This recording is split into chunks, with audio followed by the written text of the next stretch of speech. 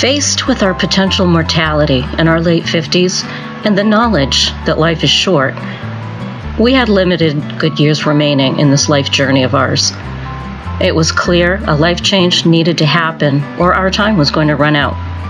We'd worked hard our entire lives, raised a blended family, and raced on the hamster wheel like pros, all with the promise of more of the same until we left this earth. We took a giant leap of faith, grabbed each other by the hand, and said goodbye to our big house and lucrative income to retire to our little cottage in the woods, a shed, really. We're turning our 336 square foot, one-bedroom cottage into the tiny house of our dreams and a life worth living. I'm Christine.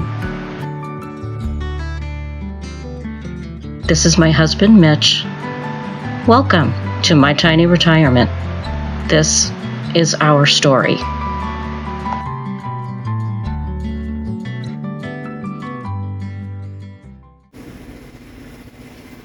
So good morning, everybody. I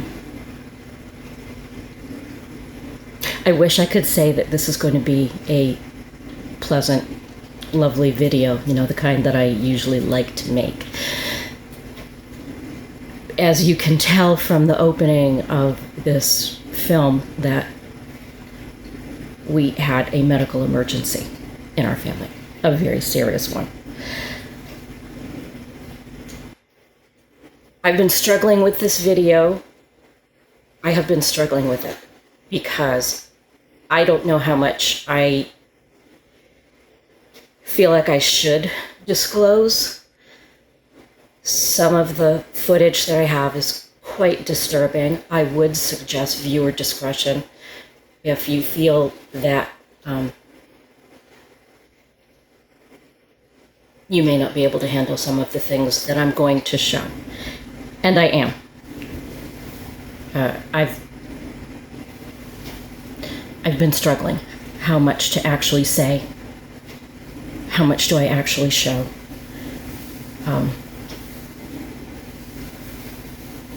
It is raw. It's real. It's unfiltered. I am not going to show these things. It's not clickbait. I'm not trying to gain viewers or viewership. I need to show people what's going to happen.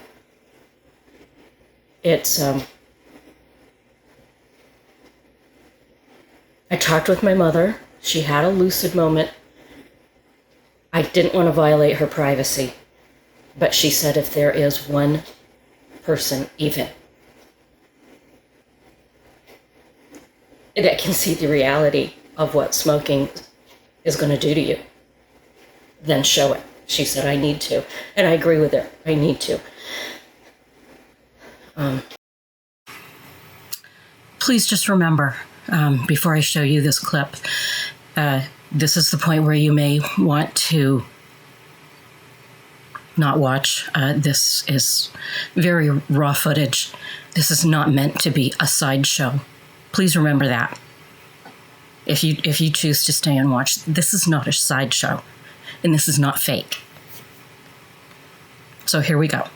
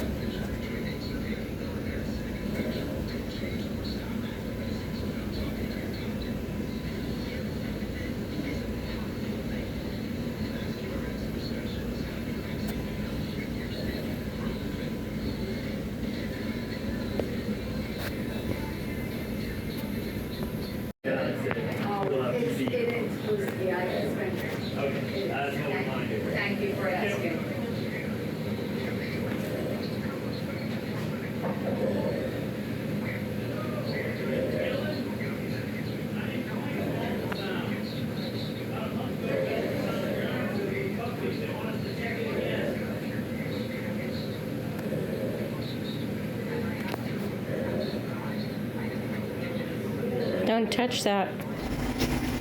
She went into full respiratory failure on September 8th, rushed into the emergency room. It is now October 7th. My mother is still in the hospital. She will not be coming home. Her emphysema has fully consumed her lungs. She has no lungs. Her heart is not pumping the blood the way it should be pumping. She can't go from her hospital bed to her private bathroom and back to the bed without a crash team of nurses with all of their carts and everything on wheels that they push. And I'm talking 3 or 4 nurses. On top of the nurses that are helping her to the bathroom. Without not being able to breathe. She can't breathe. She is on oxygen 100% because that's what's keeping her alive right now. She will be going to a memory care facility. Her dementia took a very serious nosedive because of what I'm being told is the hypoxia. Hypoxia is when your body does not have any oxygen in it. Your level is not supposed to go below 90% oxygen in your body. You know how they check that? Hers was 35. And it would fluctuate the first few days between 35 and 55. She was on, I want to say 10 liters of oxygen. Now she's down to 2. She's stable. But her dementia, there was a good week that she didn't know who I was. Her brain is gone. She has, along with the vascular dementia, because of smoking. And yes, we know it's because of smoking. The MRIs and CAT scans and all of that is a very different pattern than normal age-related dementia.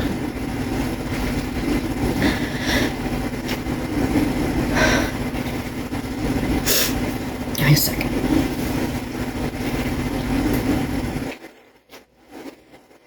Well, because of smoking. And I'm sorry if I have to be on my soapbox right now. But I'm on my soapbox. If you are smoking right now, you know what, never mind, I'll talk about this later.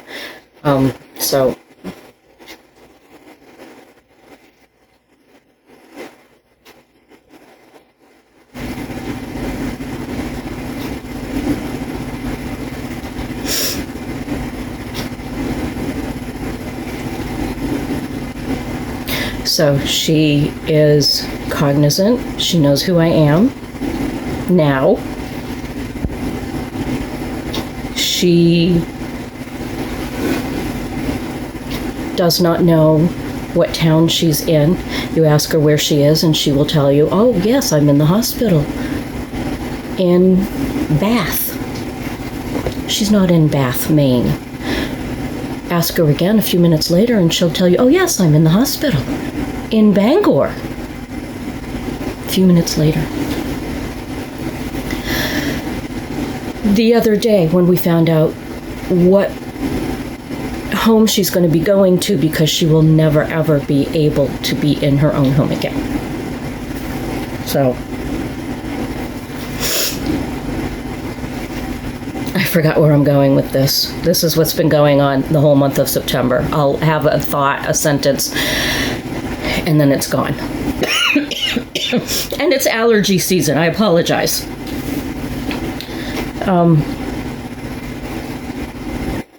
Okay, yes, I remember. She asked me the other day when we found out where she was actually going to be placed and going, if it would let my Aunt Charlotte know where she's going, because she'll work. My Aunt Charlotte died 4 years ago.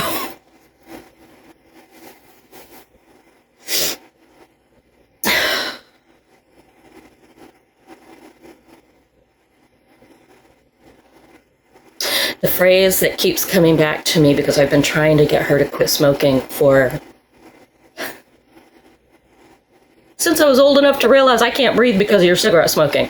I think I might have been a toddler, might have been 3. All I kept hearing is, well, you don't understand addiction. Let me tell you, those of us on the receiving end of addiction understand it very well. Okay? We've been on the receiving end of it. And now I'm here watching my mother die. She has been given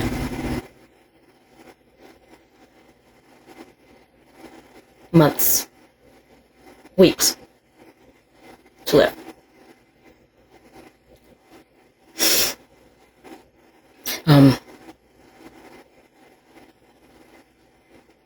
So that's where we are. Things are starting to calm down now, but it has been, it's been a month of hell. I was with her every day, almost all day, on the off chance that she would open her eyes, because she was essentially unconscious, would open her eyes, and I wanted her to see me sitting there. And when that happened a couple of times, throughout the day, I was like, okay, I'm going to go home now. I'm going to go home.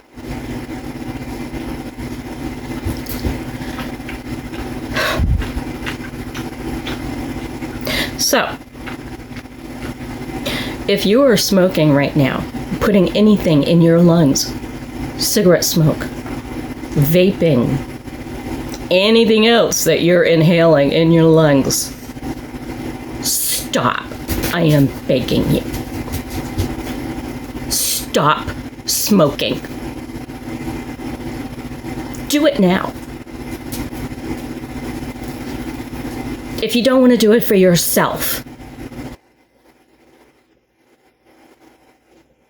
think about those that are watching you that love you. Stop smoking.